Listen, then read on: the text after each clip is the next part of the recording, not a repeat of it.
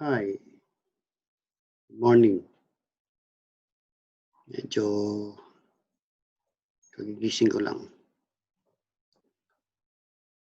So ngayon, marami kasing nag-request tungkol doon sa S-curve at saka histogram na pinost ko dyan sa group natin. Actually, ganito kasi yan. Kaya kung hindi ko agad binibigay itong S-curve na ito, dahil sa masyadong maraming formula ang ginamit ko rito. At the same time, maraming tips and tricks na ginamit ko sa Excel. So, kung mapapansin niyo dito sa post kong ito, which is actually, ito yun. So, ang sabi ko rito is sample S-curve based on cost. This is fully formulated and calculates the current days based on earned value. Actually, totoo yun, based on earned value. Basically, tayong mga planners, nagre-rely tayo lagi sa total float. Pag-update natin ng Primavera Physics, ang ginagawa natin is enter yung actual dates, start, whether it is started, kapag completed naman, enter natin yung actual finish date. And then ang Primavera ngayon is bibigay na niya agad yung 100%. So yung 100% na yun actually is enter lang natin yung actual start and finish date, and then yung physical or duration percent natin is automatic 100%. Ngayon, ang gagawin na kasi natin dito,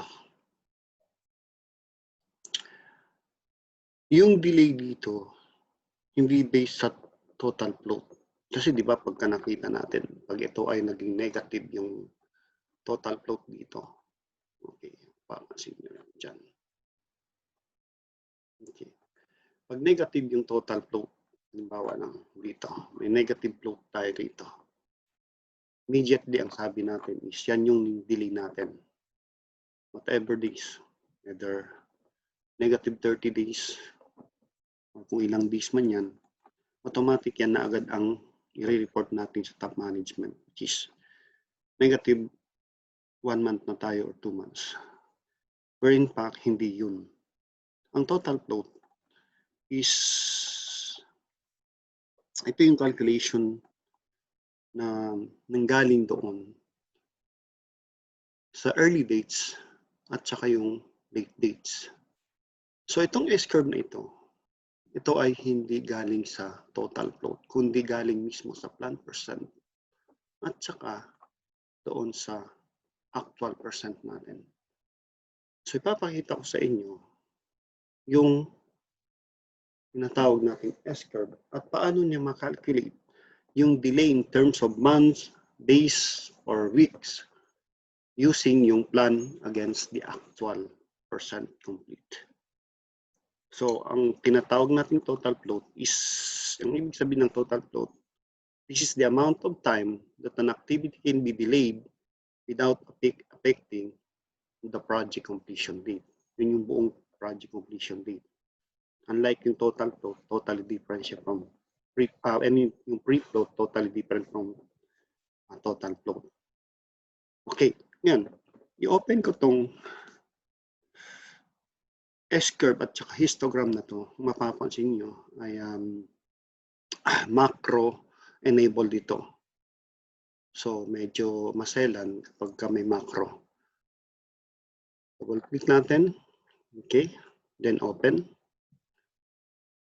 Okay, so tingnan nyo. Yan, nag-open na siya. Ngayon, ang problema dito, kapag ka nag-open kayo, okay, at hindi naka-enable yung macro natin, ang magiging problema rito ay hindi mag-open at never nyo makita yung mismong S-curve na yun kapag ka hindi natin i-enable muna yung macro. Okay, dito, kung mababasa natin, to enable the macro, go to File menu Options, Trust Center, select Trust Center Settings, then select Macro Settings, then okay. So sundan lang natin ito. Kapag hindi nyo i-enable yung macro ninyo, hindi nyo ma-open ang files na ito. Halos lahat ng files ko ay ganito. So gawin natin yun. Go to File menu, okay, Options, and then Trust Center Settings, and then Macro Settings, and then naka-disable siya. So pag install ninyo ng Excel, first installation, naka-disable talaga yan. So make sure you have to enable all macros, and then check the Trust Access to VBA object model, and then select OK. And then select OK again. So yan. Now, you can save or kahit hindi, okay lang. Then close it again. Restart yung Excel natin. Now, double-click ulit natin ito. So, unang-una, paliwanag ko sa inyo, may konti, bakit mayroong pangalan na Arnold Boy sa unahan. So, kita nyo, kanina nag-open, ngayon hindi. Bakit kaya? So katulad ng sinabi ko, kaya nga bago ko i-share sa inyo to, kailangan ninyong malaman lahat ng ibibigay kong Excel sheet sa inyo naka-macro protected at hindi ninyo mababago kung anong meron sa loob ng macro na yun. Lahat ng code na yun ay ako lang nakakaalam, pero ipapakita ko sa inyo at ituturo ko sa inyo pakonti-konti. Huwag natin biglain. Baka hindi ma-absorb ng utak natin. Okay. Ngayon, hindi siya nag-open, correct? Hindi eh. Kasi bakit? Yun ang tanong. Close ko ulit. Okay. So unang-una, pag pinalitan niyo yung file na ito, okay? Yung file name mismo na yan, hindi mag-open din yan. Ang sasabihin niya is bad file name. So never niyo mapalitan yung file name mismo. Pero mapapalitan niyo yan kapag makukuha niyo yung password ng macro ko. Ngayon, i-open ko siya ulit.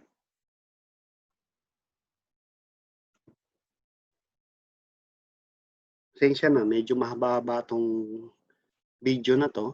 Konting tiis lang, pero marami kayong matutunan dito. Well protected lahat ng files ninyo, lahat ng mga ginawa ninyo, hindi pwedeng i-grab ng iba. Kumbaga, lahat ng mga kasamahan nyo na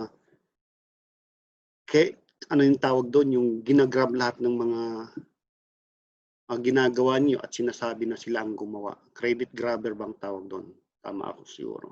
So ngayon, hindi nag-open. Ibig sabihin may problema.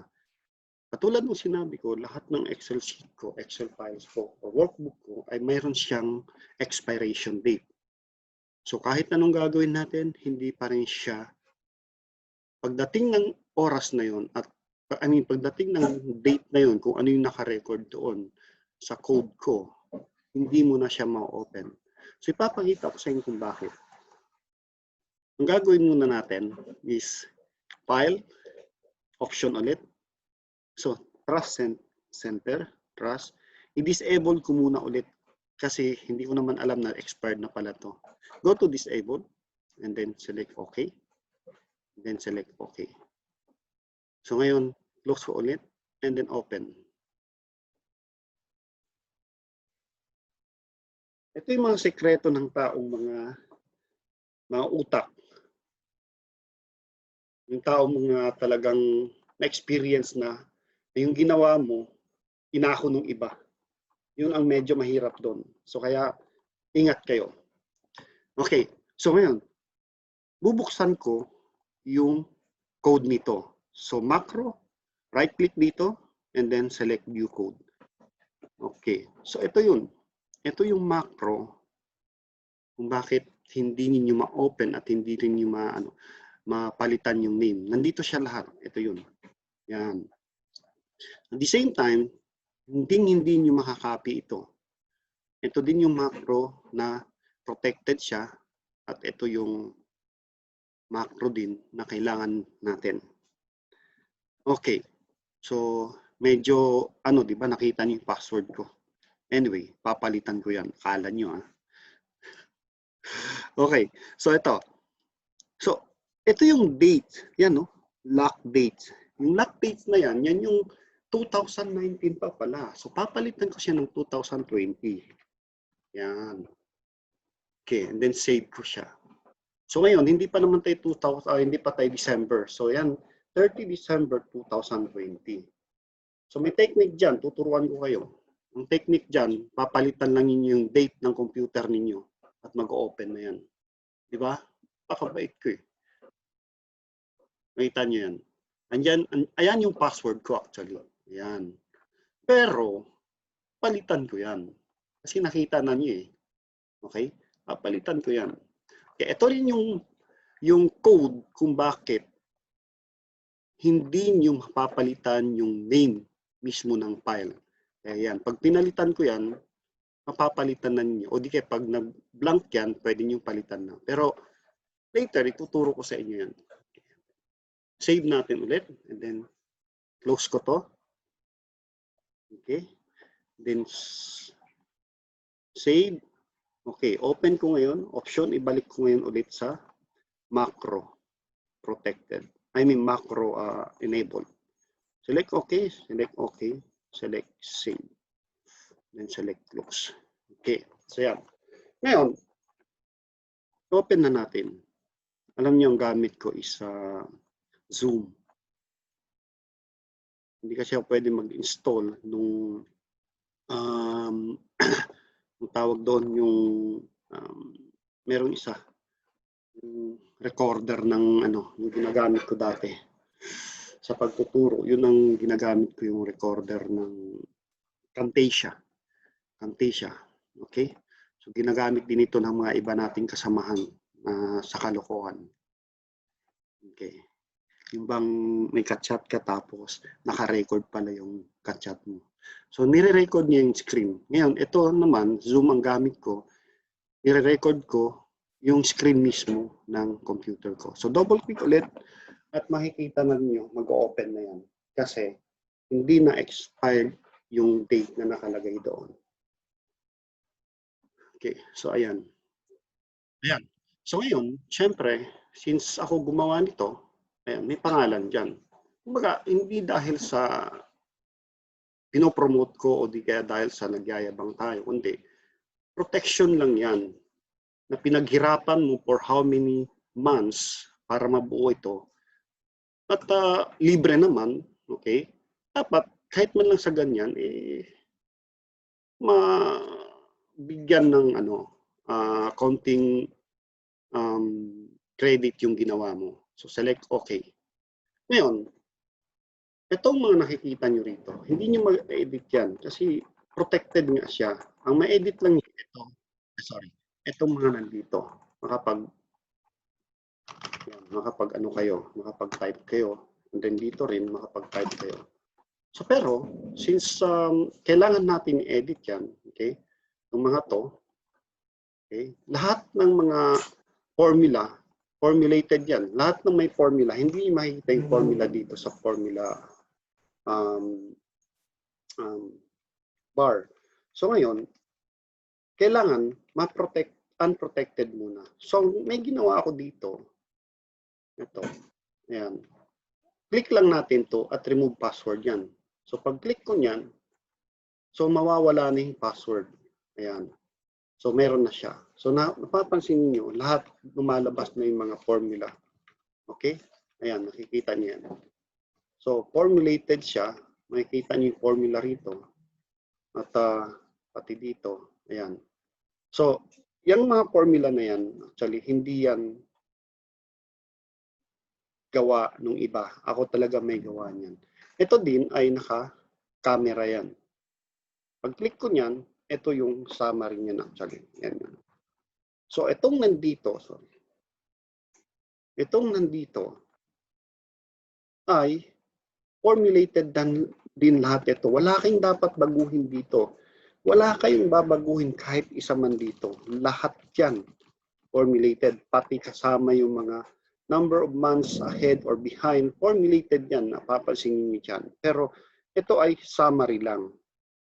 Kasama itong mga not good at saka good. Kasama yan yung tinatawag natin SPI at saka CPI. Yung Schedule Performance Index at saka yung Cost Performance Index. That is part of the Earned Value Management. So yung makikita nyo dito, ito, formulated yan. Once na nagbago tayo ng data date or cut-off date, itong data date line or cut-off line na ito, gagalaw yan. At the same time, ito naman yung time now, magpapalit yan. So ang cut-off date natin dito is 31 December 2019.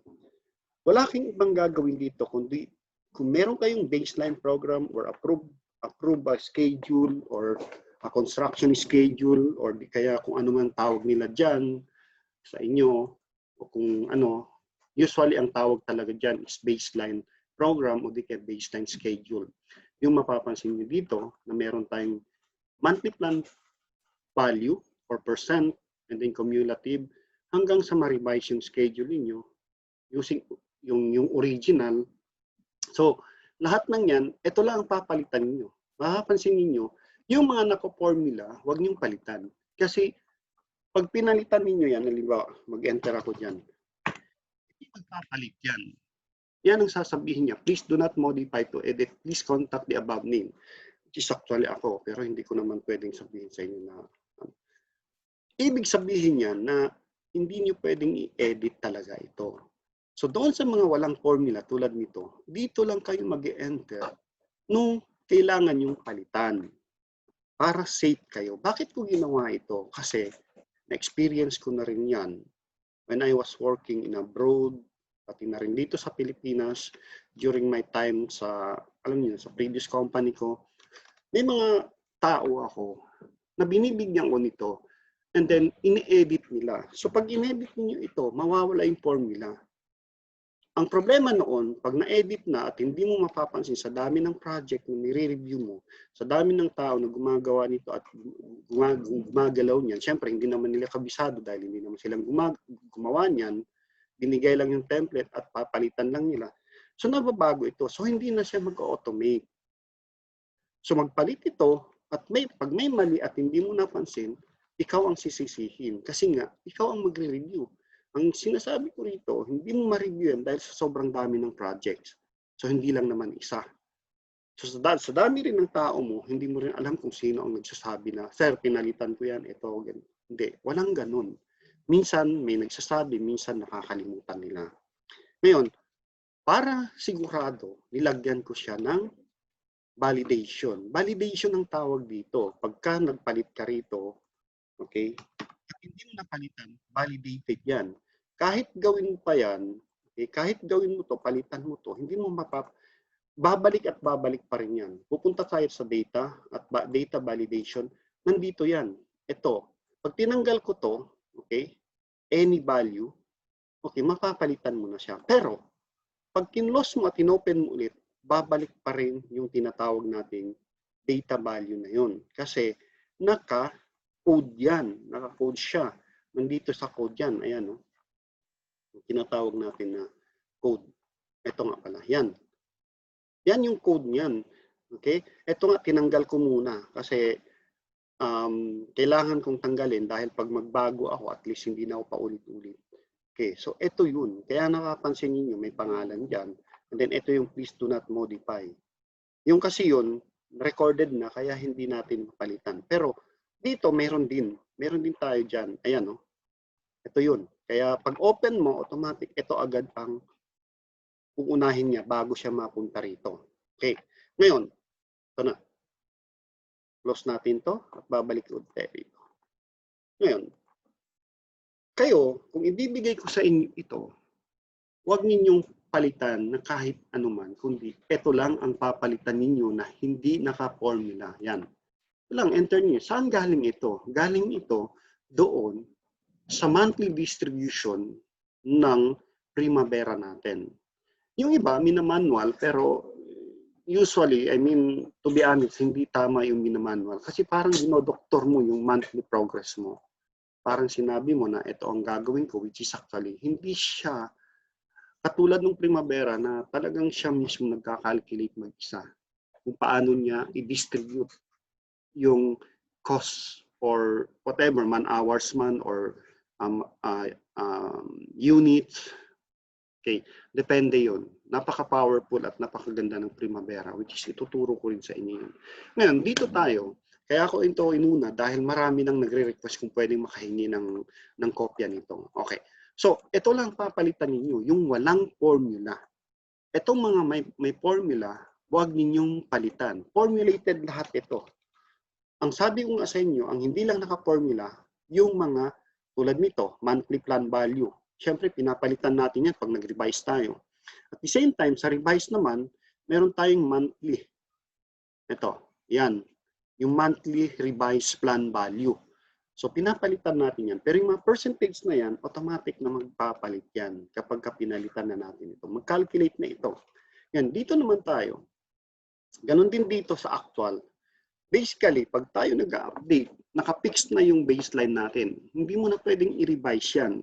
As long as walang instruction ng galing sa owner na i-revise mo yung baseline o di kaya, kayo mismo as contractor, since hindi na feasible, hindi na achievable yung baseline natin, kapag may delay na nangyari or any other variation orders that has been awarded or approved by the owner, then ang gagawin natin, pwede tayo mag-revise, pwede nating i-suggest as a contractor to the owner na we have to revise our baseline schedule because it is no longer achievable or realistic.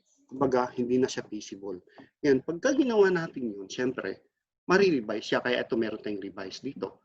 Ito yung original. Sinabi mong baseline program, approve yan. Hindi natin pwedeng tawagin na baseline program or schedule kapag hindi approved. Okay, so ngayon, dito tayo sa actual. Assuming approved na yung original natin, yung revise natin, siyempre hindi pa approved. Kumbaga, ongoing pa yung pag-review.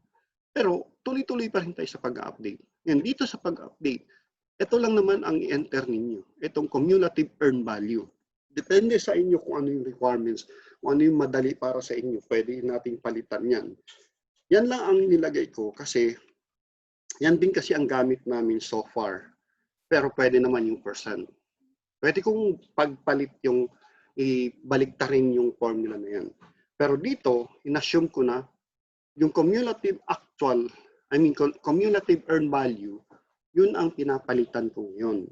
Yung pag pinalitan ko yan, meron kang forecast. Mahirap kasi mag-enter ka lang ng actual, pero wala kang forecast. May plan ka, dapat may forecast ka rin. Iba ang plan doon sa forecast.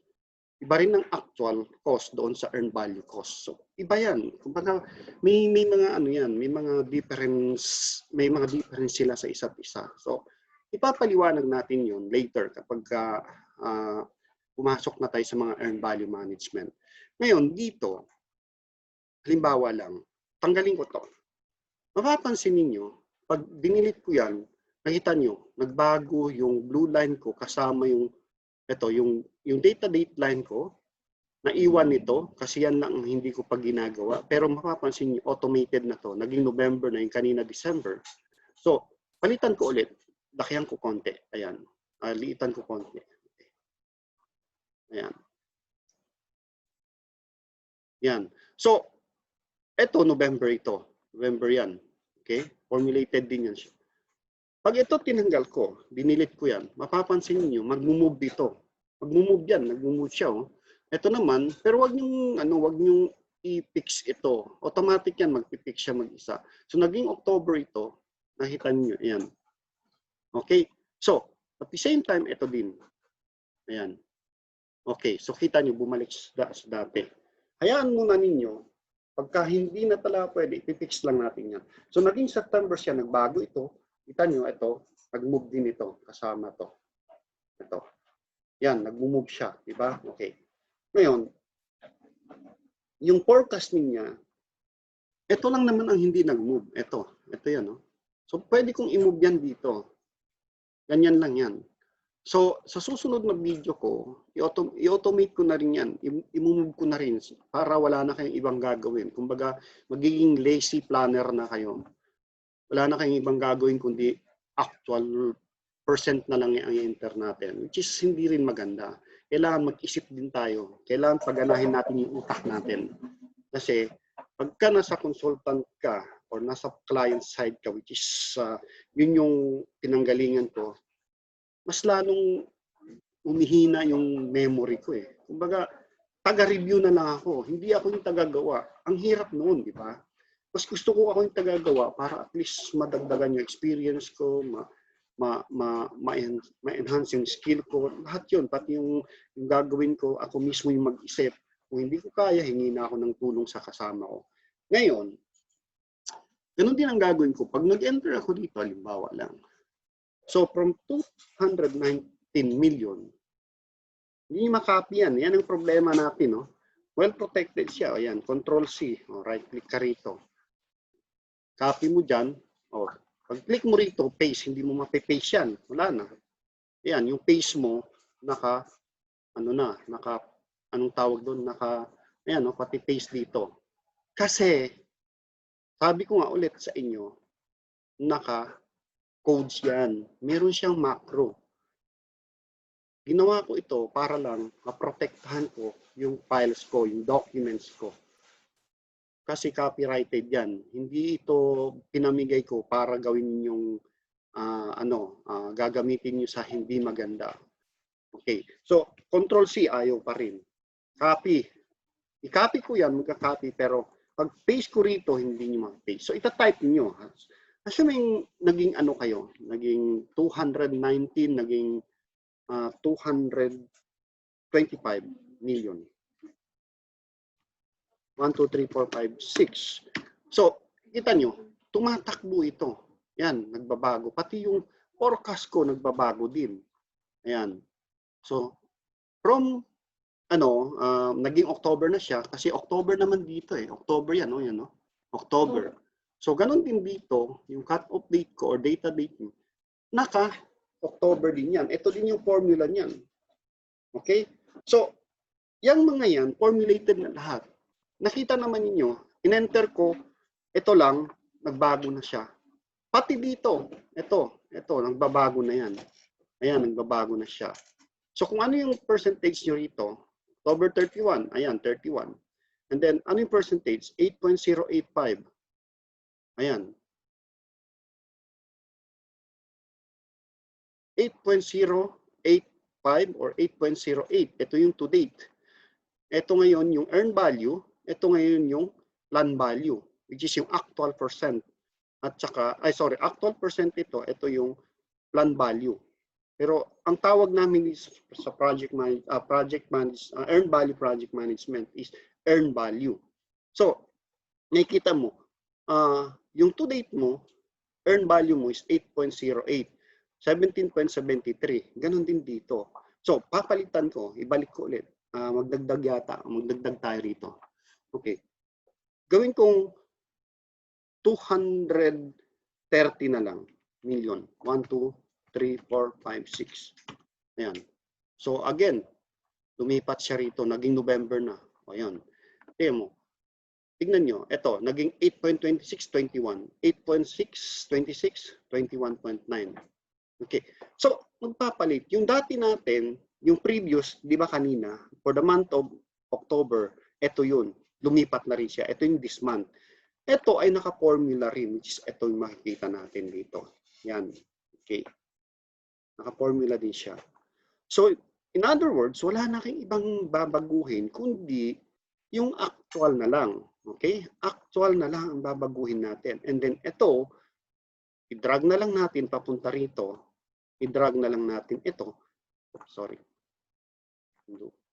I-drag na rin natin ito papunta dito. Ayan. Yun na lang ang gagawin ninyo. Wala nang iba. Di ba? Parang nakakatamad.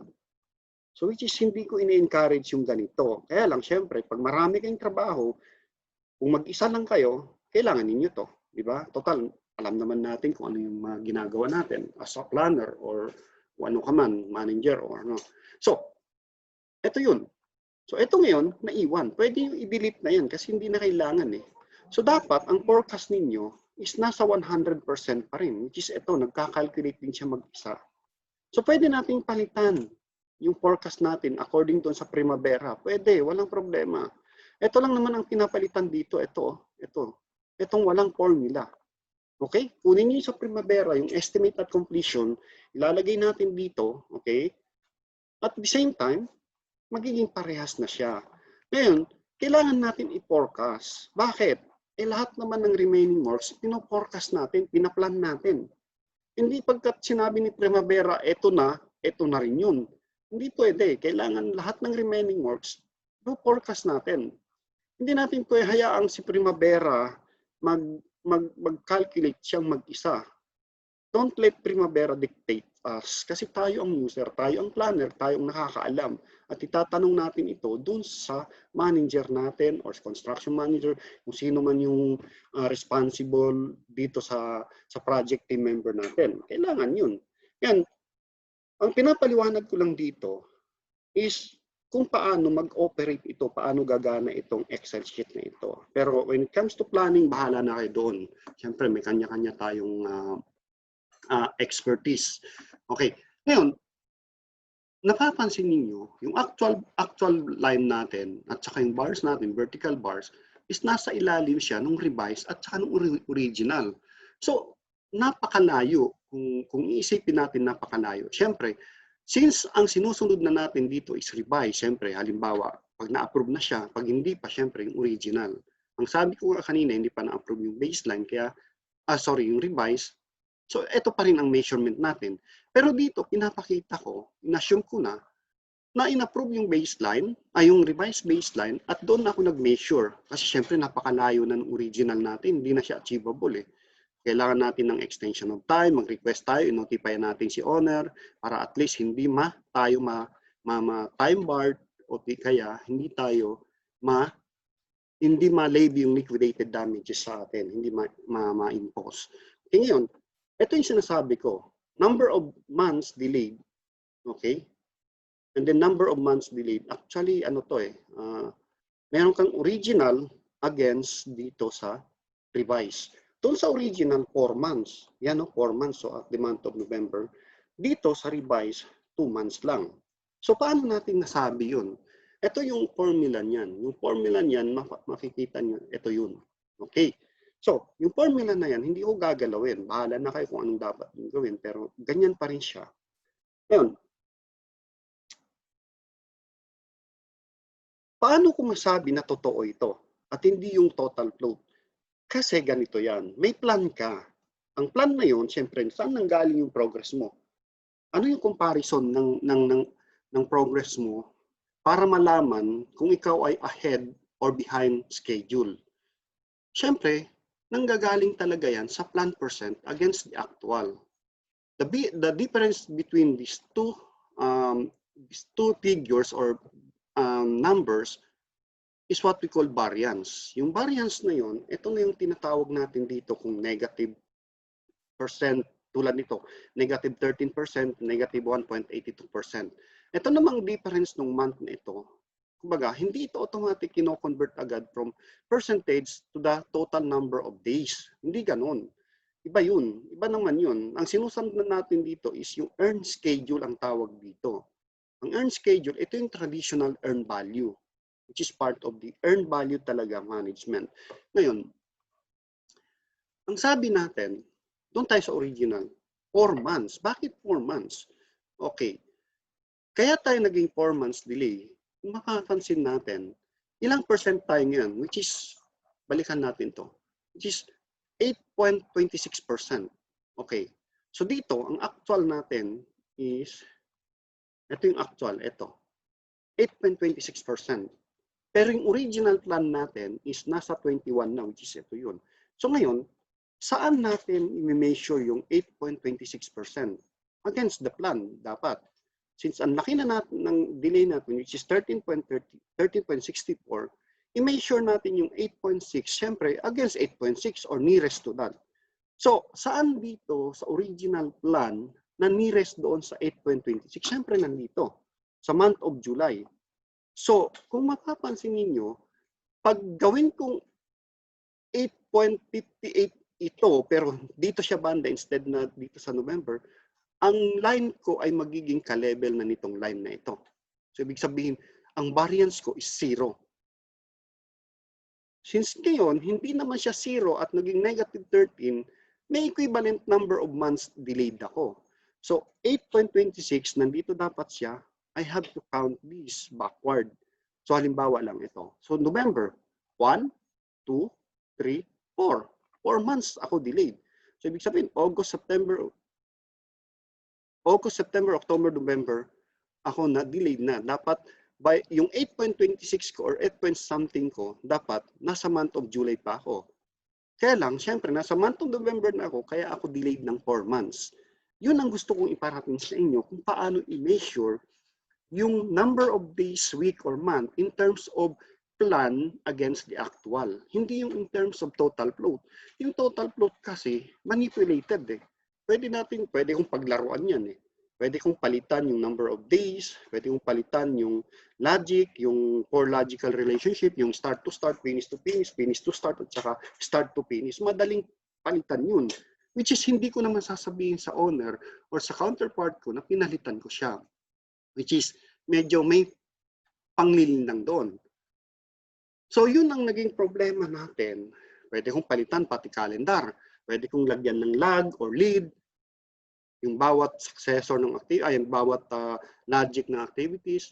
So yun ang naging problema kung bakit natin inintroduce itong earn schedule na ito, earn value. Ngayon, pagdating sa revise naman, negative 2 months na lang tayo.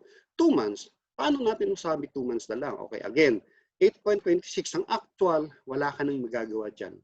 Ito yung as-built program na tinatawag natin when it comes to earn extension of time claims. So yung as-built program natin is historical information or part of the contemporaneous record na tinatawag natin. Hindi na natin pwedeng baguhin yan. Kapag ka nag-install ka na ng kung anumang meron doon sa site o di kaya merong nakapag-konkreto ka na ng slab, hindi na muna pwedeng sabihin na balikan yon at babakbakin mo. Hindi na pwede. Unless otherwise, nagkaroon ng NCR. So, pwedeng sabihin sa'yo ng owner, bakbakin mo kasi nga may mali. Hindi as per plan siya or as per specs or kahit anumang pwede kang issue ng NCR. Babakbakin mo talaga yon. Pero yung actual mo, nandoon na yun. Hindi na pwedeng palitan yung actual. Actual is part only of the historical information or historical data. So, kumbaga, ang pwede mo na lang ma-learn doon is, ang pwede mo na lang doon masabi is yung lessons learned natin. So hindi ko na ulitin ito kasi nga nangyari na ito. Try ko i-improve by the next or future project natin. Gagamitin ko tong lessons learned na to.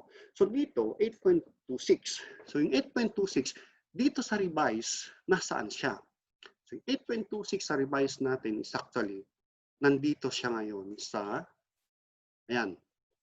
So ito yung pinaka nearest doon. Nearest 8.08. Hindi naman pwedeng 9.28. Ang layo. So 2 months, ito November hanggang October. So pag dito tayo, ang layo ng difference ng 8.08 doon sa 8. Bakit yun ang ginamit ko? Kasi ganito yan. Sa formula naman, wala namang eksakto talaga eh. Kaya yung sinabi ko dito, minimum. Match minimum. Yung pinaka-minimum, hindi maximum. So, ang minimum is actually 8.8 doon sa 8.26. And then, yung ABS is actually, hindi ABS-CBN ha, ito yung ABS absolute value yan. So, ito naman ay tinatawag natin na 8.26. Pag ito yun, tatanggalin ko, tingnan nyo. Gawin ko siyang, yan. Tingnan nyo itong, pansinin nyo itong nandito. Pag ito tinanggal ko, eksakto siya, 1 month to. So 8.8 yan. Ito yung delay mo. Yung 8.8 dapat nandito ka. Kaya lang 7.88 ka. At dito ang naging 8.8 mo, yung revise mo is 9.28. So 1 month delayed ka. I think nakuha na niyo. Kahit naman i-measure natin ito using yung line dito. Pag ito, nag-draw ako ng line papunta rito. Ayan. Okay? Nag-draw ako ng line papunta rito at nag-draw ako ng line pababa. Yung delay nito, ang tawag doon is yung earn schedule, yun yung magiging delay rin ng nandito na, which is actually 1 month. So ito naging 3 months. So pag ito in-equal ko, ano ito? Ini-equal ko dito, halimbawa lang, 2.8,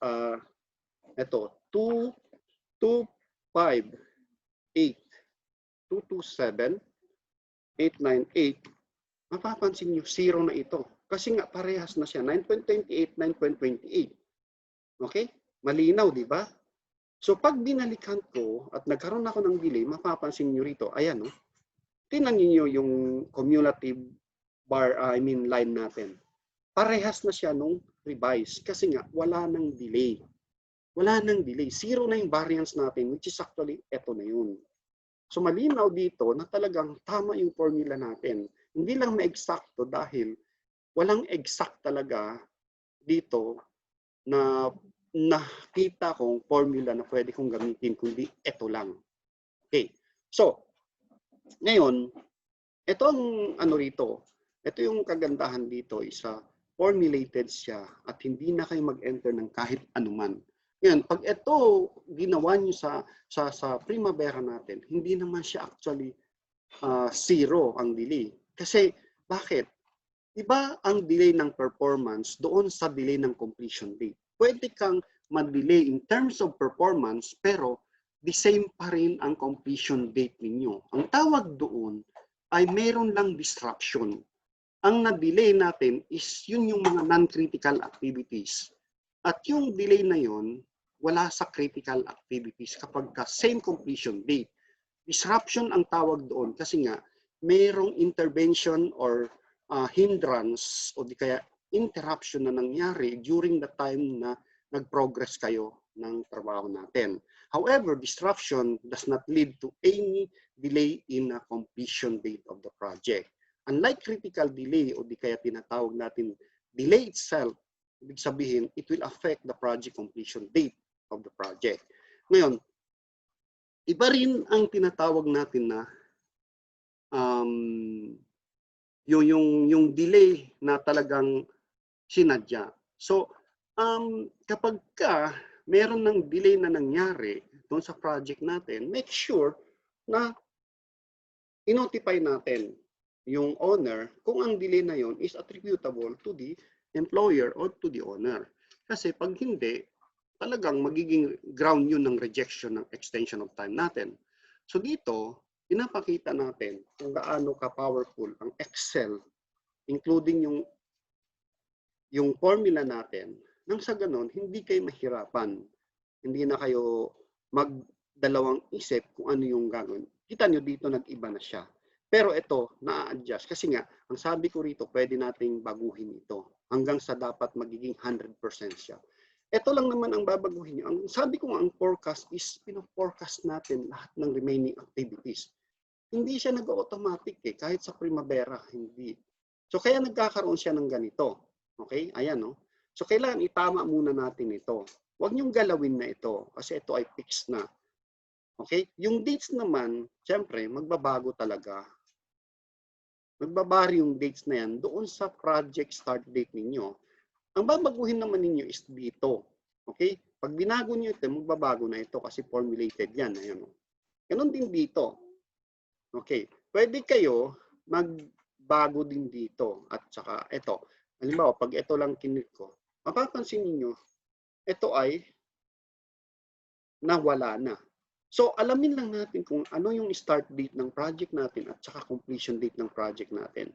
So, kung ang start date is actually April 2019 hanggang May 2021, iselect lang ninyo using yung tinatawag natin na shape o di kaya dagdag ka, ayan, and then release yung control, makikita nyo. Okay.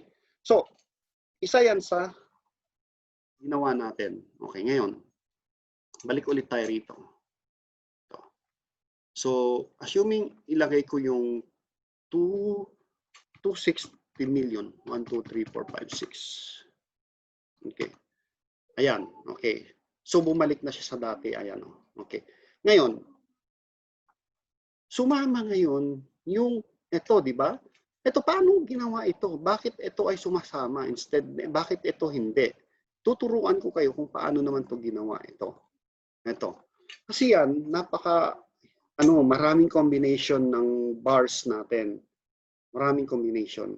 So, ituturo ko sa inyo kung paano yan nabuo nang sa gano'n magkaroon kayo ng idea. Later na lang kasi hindi na ang pinapaliwanag ko lang dito is yung delay in terms of days, months or is totally different dito doon sa pinapakita nating total float sa Primavera. Kasi yung Primavera na yun, pwede ko pang i-hide, i-positive yung float. Depende na sa akin. Okay. So, yan yung video natin tungkol dito sa S-curve na ito. Ngayon, eto, pag-aralan na lang yung iba kasi medyo sobrang dami nito, mahaba siya, hindi ko kayang ipaliwanag sa isang na lang. Kung may question kayo, itanong niyo sa akin at ipo-forward ko sa inyo ito. Pero ngayon, ito naman, ipapakita ko sa inyo. Katulad ng sinabi ko, ako yung author nito, ako may gawa nitong Excel, hindi naman ako papayag na papalitan ninyo to. Itong may pangalan dito, Arnold-S-curve. Binigay ko ito sa inyo para magiging reference lang ninyo. Pero hindi ibig sabihin ito mismo ang gagamitin ninyo para doon sa updating ng schedule ninyo. Pwede nyo gamitin, pero hindi nyo matatanggal yung pangalan. O, tingnan nyo. Sabihin ko na lang 80 S-curve. Ayan, napalitan nyo, di ba? Enter. Napalitan nyo, di ba? O yan, pag select nyo dito, babalik pa rin yung pangalan ko na Arnold Puy. Kasi, naka-macro yan. Hindi nyo kayang palitan yan, kahit ano pang gawin ninyo. Ayan, babalik at babalik pa rin yan. Ngayon, ang tatanggalin ko na lang dito is pwede niyong i-copy yung value. Pwede niyong i-copy yung value. Kasi pag hindi, hindi kayo makagawa ng maayos. Okay. So wala akong papalitan dito. Ito, ibibigay ko sa inyo ito. Nang sa ganun naman pag-aralan ninyo, once na okay na, pupunta tayo sa macro at ituturo ko sa inyo kung bakit kailangan yan. At pwede na niyong palitan ng pangalan niyo. Para at least, matutunan niyo. Hindi yung aasa lang kayo sa isang tao. Kailangan talagang kumayod din kayo. Diyan kayo kumikita eh. Hindi naman natin pwedeng sabihin na gawin mo to para sa akin. Kundi, ikaw mismo gagawa at matututo ka. Okay? So yun lang naman ang gusto kong ipahiwatig sa ating mga kasamahan dito. So hindi ito sa kundi nagbibigay lang tayo ng idea at tulong, since libre naman ito, wag naman nyo i-judge agad kung anong may mali rito kasi hindi naman tayo perfect. Kung may mali rito, ayusin nyo na lang. Yun lang naman ang masasabi ko. Basta't ito, ibibigay ko sa inyo, buong buo, wala akong papalitan at kayo na lang mag-adjust kung ano yung kailangan natin. Okay? So kung ano yung mga question nyo dito, pwede kong sagutin, pero wag naman urgent kasi sa tagal kong magtuturo, pati nga sa Planning Planet, kilala na ako, nag-PPM na sa akin at sabay-sabi, urgent daw. Nakikiusap ka, urgent pa. Hindi na pwede. Yung oras ko naman, may oras akong nagtatrabaho din ako kagaya ninyo. So, anyway, okay. So, ito yun, okay. Ang sabi ko nga sa inyo, palitan lang ninyo, again, ang papalitan ninyo, yung plan monthly plan value, okay. Okay. Yan ang papalitan ninyo at saka yung actual. Okay, itong actual na ito, itong naka-blue. Yan. Yan. And then pag sa revise naman ang papalitan nyo, basta ang palitan nyo, walang formula. Hindi siya formulated. Yun lang naman. The rest is pwede na yung palitan. Ngayon, pag halimbawa, hindi na ma-edit, okay, punta lang kayo dito sa data, okay, data validation. Yan. And then papalitan ninyo to. Tatanggalin nyo. Halimbawa, tulad nito. Yan. Formulated yan. Data validation, and then naka-decimal siya. And then nandyan yung input message sa yan.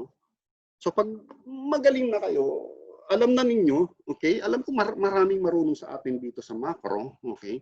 Pag okay na yan, saka ko na sasabihin sa inyo yung password. Ibibigay ko sa inyo. Okay? Ganun tayo kasi hindi naman tayong magturo lang tapos sekreto natin lahat. Kailangan pag magturo tayo, ibigay na. Wag naman yung gusto lang magpasikat. Hindi ganoon, hindi tayo ganoon. So, yun yung maitulong ko lang sa inyo sa ngayon. And then pag may questions tayo, well, libre ang magtanong at sasagutin naman hindi lang ako, kundi lahat ng members na may alam, sasagot yan. Sinabihan ko na yung mga kasamahan natin sa ibang bansa na mag-join dito at sasagutin kung ano man yung mga katanungan na talagang kaya nilang sagutin. Okay? Kung hindi, pasensya. Si Google lang naman ang katapat ng tanong ninyo, kasagutan dyan.